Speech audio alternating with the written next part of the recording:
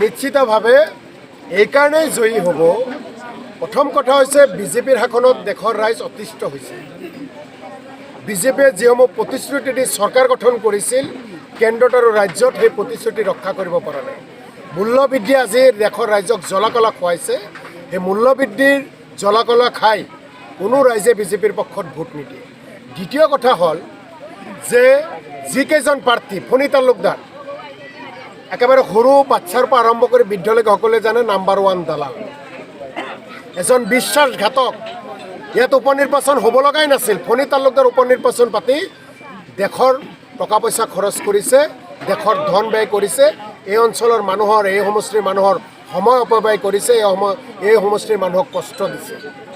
দ্বিতীয়টা কথা হ'ল UDFৰ প্ৰাৰ্থী বদৰুদ্দিন আজমল ডাঙৰীয়া, যি বদৰুদ্দিন আজমল ডাঙৰীয়াক বৰ্তমান আজিৰ তাৰিখত অসমৰ সংখ্যালঘু মানুহৰ ভোটৰ ওপৰত তেওঁ প্ৰতিষ্ঠিত হ'ব বিচাৰে। কিন্তু অসমৰ সংখ্যালঘু মানুহে জানে যে বদৰুদ্দিন আজমলক যদি 100% সংখ্যালঘুৰ ভোট দিয়া হয়, দিল্লী আৰু দিছপুৰত কেতিয়াও চৰকাৰ গঠন কৰিব নোৱাৰে। গতিকে যিটো ৰাজনৈতিক দলে চৰকাৰ গঠন কৰিব নোৱাৰে, সেই দলৰ প্ৰাৰ্থীক কোনো দিনেই ভোট দি লাভ নাই। গতিকে দুটা কাৰণৰ পিছত আমাৰ প্ৰাৰ্থী ভাৰতীয় জাতীয় কংগ্ৰেছ দল আৰু আমাৰ প্ৰাৰ্থী শৈলেন্দ্ৰ দাস ডাঙৰীয়া, ভাৰতীয় জাতীয় কংগ্ৰেছ দল, য'ত হিন্দু, মুছলমান, বড়ো, বাঙালী সকলো থাকিব পাৰে। যি দলৰ নেতৃত্বত হিন্দুসকলেও আছে, মুছলমানসকলেও আছে, বড়োসকলেও আছে, বাঙালীসকলেও আছে, অসমৰ সকলো জাত পাতৰ মানুহ এই দলত আছে আৰু সকলোকে সমান মৰ্যাদা দিয়ে। আৰু প্ৰাৰ্থীজন এজন উচ্চ শিক্ষিত ব্যক্তি, চাকৰি কৰিছিল, অসমৰ ইমূৰৰ পৰা সিমূৰলৈ ঘূৰিছে, অভিজ্ঞতা হৈছে, ভদ্ৰ ব্যক্তি। তেখেতৰ পিতৃ এজন শিক্ষক আছিল। এটা সেই অঞ্চলতে সামাজিক কাম কাজত তেওঁলোকৰ পৰিয়ালৰ নাম আছে, তেওঁৰো নাম আছে। গতিকে এইকেইটা কাৰণ চাই আমি বুকুত হাত দি ক'ব পাৰোঁ আমাৰ প্ৰাৰ্থী জয়যুক্ত হ'ব। বদৰুদ্দিন আমি এটা কথা সকলোৱে ভালকৈ জানো যে বদৰুদ্দিন আজমল ডাঙৰীয়াই যিসমূহ কথা দিনত কয়, ৰাতি বেলেগ কাম কৰে। আৰু ৰাতি যিবিলাক কাম কৰে, দিনৰ পোহৰত তেওঁ সেই কথাবিলাক মানুহক কেতিয়াও নজনায়। আৰু অসমৰ ৰাজনীতিত আজিৰ তাৰিখত বদৰুদ্দিন আজমল ডাঙৰীয়া কোনো ফেক্টৰ নহয়। অসমৰ ৰাজনীতিত বদৰুদ্দিন আজমল ডাঙৰীয়াই আৰু কেতিয়াও পৰৱৰ্তী কোনো জনমতে ইয়াতে তেওঁ কোনো ৰাজনৈতিকভাৱে প্ৰভাৱশালী ব্যক্তি হিচাপে নিজকে প্ৰতিষ্ঠিত কৰিব নোৱাৰে। অসমৰ সংখ্যালঘুসকলক বদৰুদ্দিন আজমল ডাঙৰীয়াই বহুতবাৰ ৰামঠগন দিছে। অসমৰ সংখ্যালঘু মানুহক বহু প্ৰতিশ্ৰুতি দিছে, কোনো এটা প্ৰতিশ্ৰুতি তেওঁ ৰক্ষা কৰিব পৰা নাই। গতিকে তেনেকুৱা এজন বদৰুদ্দিন আজমল ডাঙৰীয়াৰ বিষয়ে আজি চৰ্চাই হ'ব নালাগে। যিজন বদৰুদ্দিন আজমল ডাঙৰীয়াই কেইদিনমান আগত এজন সাংবাদিকৰ আগত কৈছিল যে তেওঁৰ আগৰ ব্যৱসায়ৰ যিকেইটা সমস্যা আছিল, গোটেই সমস্যা হিমন্ত বিশ্ব শৰ্মাই বিজেপি চৰকাৰে শেষ কৰি দিছে। গতিকে তেনেকুৱাভাৱে কোৱাৰ পিছত UDF আৰু বদৰুদ্দিন আজমল ডাঙৰীয়া, বিজেপি আৰু হিমন্ত বিশ্ব শৰ্মাৰ মাজত কি সম্পৰ্ক অসমৰ ৰাইজে জানে।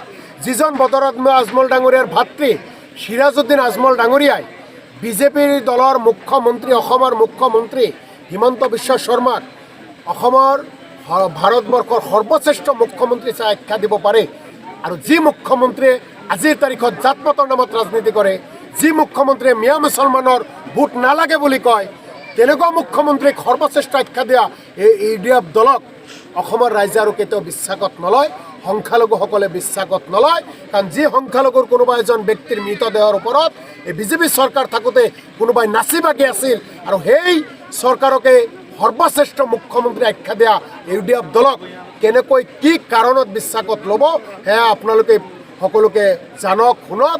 আমি বিশ্বাসেই অসমৰ পৰা UDF বিদায় লৈছে। হয়, ভবানীপুৰ সমষ্টিৰ শ্বহীদৰ সমষ্টি সন্মান জনাওঁ। ভবানীপুৰ সমষ্টিৰ প্ৰত্যেকজন ভোটাৰক আমি সন্মান জনাওঁ। আৰু ভবানীপুৰ সমষ্টি উদ্যান নহয়, ভবানীপুৰ সমষ্টি আজিৰ তাৰিখত আমি আগত আছোঁ, কংগ্ৰেছ দল আগত আছে। আৰু কংগ্ৰেছ দল আগত থকাৰ কাৰণেই আজিৰ তাৰিখত চাব, বিজেপিৰ মুখতো কংগ্ৰেছ, UDFৰ মুখতো কংগ্ৰেছ। যিমান ৰাজনৈতিক দল আছে সকলো মিটিঙত কেৱল কংগ্ৰেছকে গালি পাৰি আছে, কংগ্ৰেছকে গালি পাৰি আছে। এইকাৰণেই গালি পাৰে, এইকাৰণেই টানি ধৰিব বিচাৰে আমি আগত আছোঁ। পিছত থকা ব্যক্তিত্ব কোনোবাই টানি নধৰে, আগত থকা মানুহকে টানি ধৰে। গতিকে কংগ্ৰেছ যিমানে টানি ধৰক বহু আগলৈ গুচি যাব আৰু কংগ্ৰেছ দলৰ জয় নিশ্চিত। এই ভবানীপুৰ বিধানসভা সমষ্টিত 2000 চনৰ আগত প্ৰফুল্ল কুমাৰ মহন্ত যেতিয়া মুখ্যমন্ত্ৰী আছিল, এবাৰ উপনিৰ্বাচন হৈছিল।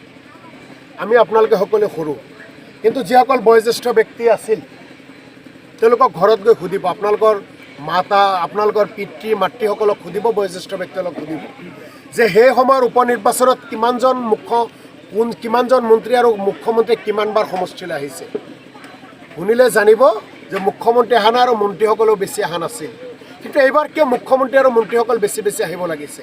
অৰ্থাৎ তেওঁলোকে দুৰ্বল, তেওঁলোকৰ ইয়াতে পজিশ্যন নাই। তেওঁলোকৰ যাতে মান সন্মান নাযায়, মান সন্মান ৰক্ষা কৰাৰ কাৰণে দিনে ৰাতি একাকাৰ কৰি ইয়াত লাগি গৈছে আৰু যাৰ কাৰণে ইমান সভা সমিতি পাতি আছে।